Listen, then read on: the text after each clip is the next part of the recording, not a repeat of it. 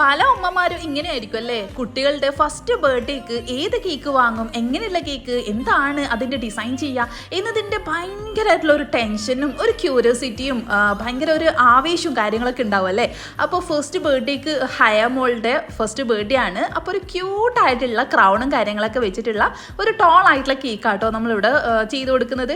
അപ്പം കുറേ റെഫറൻസ് പിക്കും കാര്യങ്ങളൊക്കെ അങ്ങോട്ടും ഇങ്ങോട്ടൊക്കെ നമ്മൾ ഓരോ കസ്റ്റമേഴ്സിനും അയച്ചു കൊടുക്കും. അതിൽ നിന്ന് ചിലതൊക്കെ അവിടെ നിന്ന് ഇവിടെ നിന്നൊക്കെ ആയിട്ട് ഫുൾ കൊളാബ് ചെയ്തിട്ടുള്ളതായിരിക്കും ചില സമയത്തുള്ള കേക്ക്സൊക്കെ.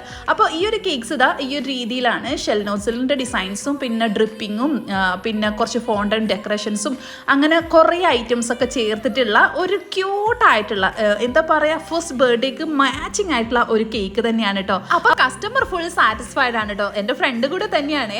അപ്പോൾ ഫസ്റ്റ് ബർത്ത്ഡേയുടെ ഈ ഒരു ക്യൂട്ടായിട്ടുള്ള കേക്ക് ഡെക്കറേഷൻസ് ഇഷ്ടപ്പെട്ടിട്ടുണ്ടെങ്കിൽ ലൈക്കും ഫോളോ ആൻഡ് സബ്സ്ക്രൈബ്.